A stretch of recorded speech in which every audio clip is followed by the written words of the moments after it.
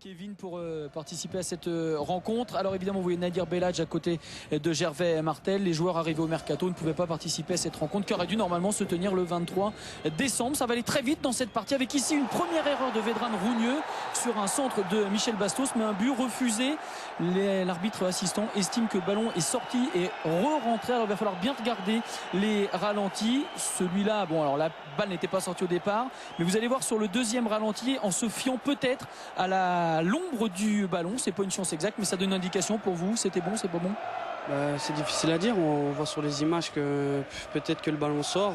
Maintenant, bon, c'est dommage qu'on avait très vite marqué dans cette partie, mais voilà, c'est comme ça. En tout cas, vous avez rapidement attaqué cette partie. On va vous retrouver, Kevin, ici aux avant-postes pour une nouvelle action. On est tout juste après la fin du premier quart d'heure de jeu. Un centre qui va être mal renvoyé, mal négocié par la défense lensoise. La frappe de Michel Bastos, cette fois c'est au fond, ça fait 1-0. Après seulement 17 minutes de jeu. On vous a vu très vite aux avant-postes. On sait que votre équipe est parfois critiquée pour son manque d'ambition. C'est en tout cas ce qu'on dit. Vous avez voulu attaquer cette rencontre pour mettre un petit peu les choses au clair. C'est vrai que d'habitude on joue très bien jusqu'aux derniers 25 mètres et puis aujourd'hui on a vraiment fini nos actions et aujourd'hui Michel marque du droit, c'est rare mais on est très content pour lui. Alors les premières minutes, la première demi-heure en fait a été plutôt lilloise. Il faut attendre les dernières minutes de la première période pour voir les Lensois aux avant-postes avec cette derrière. Il y a eu beaucoup de jeux, un gros pressing, beaucoup d'intensité de la part des Lillois. Beaucoup de difficultés aussi pour les Lensois à revenir dans cette partie.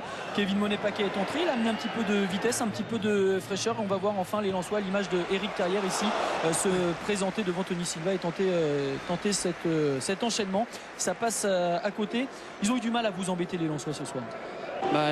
Ils ont beaucoup d'intensité dans le jeu, ils ont été très bons dans les duels et bon, c'était difficile pour nous mais on a réussi sur quelques actions à faire la différence. On est dans les 10 dernières minutes, ici vous venez d'emmener deux défenseurs lensois avec vous et c'est Franck Beria qui a suivi cette action qui va porter la marque à 2-0, une marque à cet instant de la partie qu'on croit définitive, mais là encore vous faites un très très gros travail.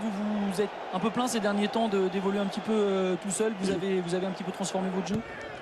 J'ai essayé de faire les consignes que le coach me demandait et puis aujourd'hui ça a marché, je suis très content pour l'équipe. Alors je disais marque qu'on pensait définitive parce que 3 minutes seulement après le deuxième but de Beria, c'est Hilton qui réduit la marque. Les dernières minutes vont être assez intenses avec Lens qui va pousser. Ils vous ont fait douter? C'est vrai qu'en marquant comme ça dans les dernières minutes c'est toujours très difficile mais on a réussi à garder le score, on a vraiment bien défendu. Il faut féliciter l'équipe qui a été vraiment exceptionnelle aujourd'hui. On a aperçu Rio Mavuba, Pierre Lafro qui ne pouvait pas jouer cette partie. C'est une très belle victoire.